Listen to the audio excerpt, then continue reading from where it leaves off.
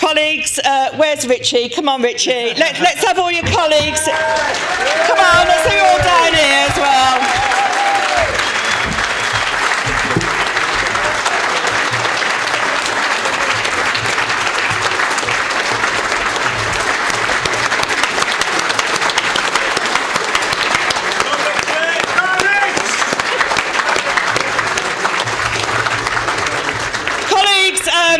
I've lost quite a bit of my accent now because I moved 25 years ago to Paisley from Birmingham, but it's really great for me on a personal level to be able to welcome you all along here.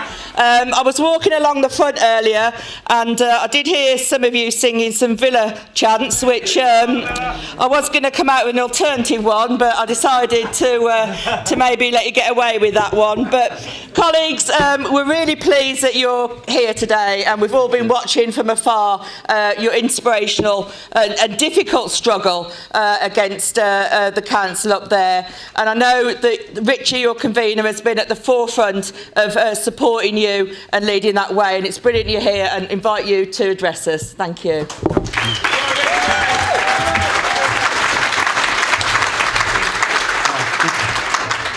I'm not used to such a big audience, so I'll do my best. Firstly, I'd like to thank everyone for allowing me this opportunity to speak here today, and I'll just give you, well, the speech that I knocked up.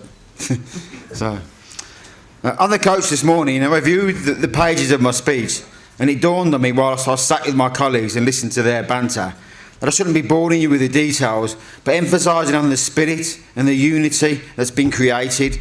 The realisation by all that unless we come together and fight and stand for what we believe is right and fair, we will all suffer financial hardship. 113 of my members face imminent redundancy, and for what reason? To save £600,000, while Birmingham City Council squander £311,000 a week paying for an alternative workforce. Every 2 weeks of that equals 1 year's protection for my 113 members. So why does this council persist while they now hide behind the equal pay argument, which is a favourite tactic of the officer Stella Manzi to scare councillors into agreeing the cuts? There is no equal pay risk. There's never been one. Since we implemented this grading structure in 2011. But they persist with this because they have a plan, and their plan is to rob the wages from all of the low-grade workers in the council. All those working class individuals who work hard day in, day out, providing essential services to the residents of Birmingham. The 113 Grade 3 leading hands are part of this group. They fulfil their safety critical role. They are the eyes and the ears of the driver at the rear of the vehicle, and they cannot be replaced with CCTV. In which now one of the most dangerous occupations in the country.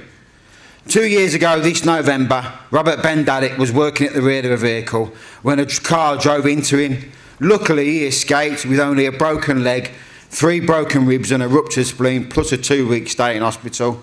This isn't an isolated incident.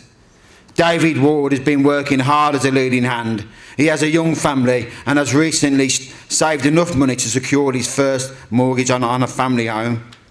Paul Jackson has been acting up leading hand for 3 years and 3 months. 4 weeks into industrial action, he received a letter from Birmingham City Council confirming and congratulating him on his Grade 3 status. Only 4 weeks later did he receive a redundancy notice. Outrageous. These are just two of the 113 who all share similar circumstances, of which their average age is between 45 and 55 years of age. They have been treated with nothing but utter contempt by this council.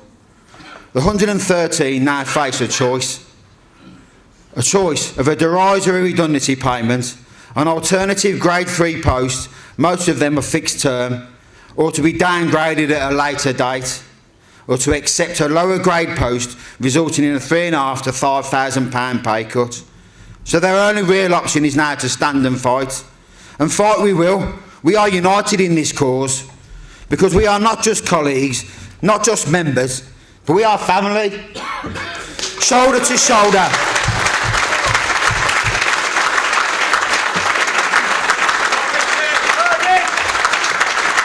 family standing shoulder to shoulder against the Labour Council imposing Tory austerity. I'd like to thank the entire Unite organisation for their support. Len McCluskey, Howard Beckett, officers, reps, legal team, and all the other groups and organisations, too many to mention, whether they've just gave messages of support, attended the picket lines, or donated to the Hardship Fund. This fund is vital for us. 40% of our workforce are agency staff on 0-hour contracts. Some of these individuals have worked with us side by side for up to 9 years.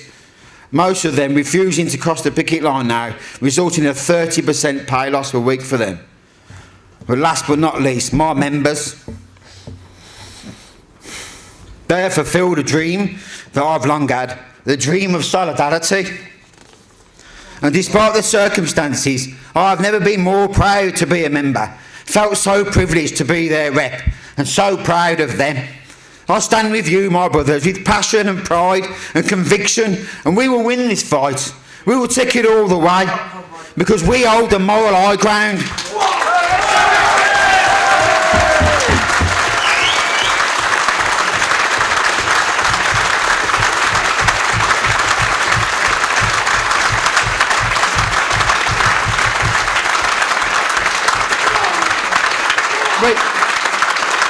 We deserve decent pay.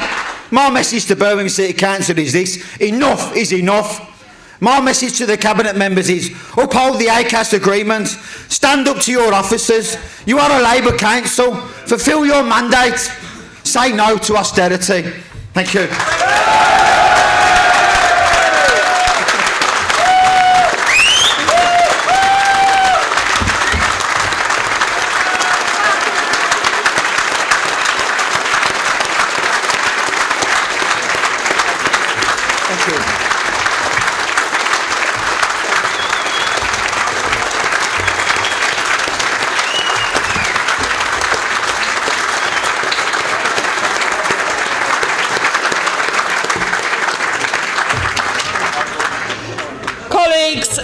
Well, Richie, if that was your first speech before this sort of audience, I'm sure it won't be your last. That was fantastic. Thank you. Thank you very much.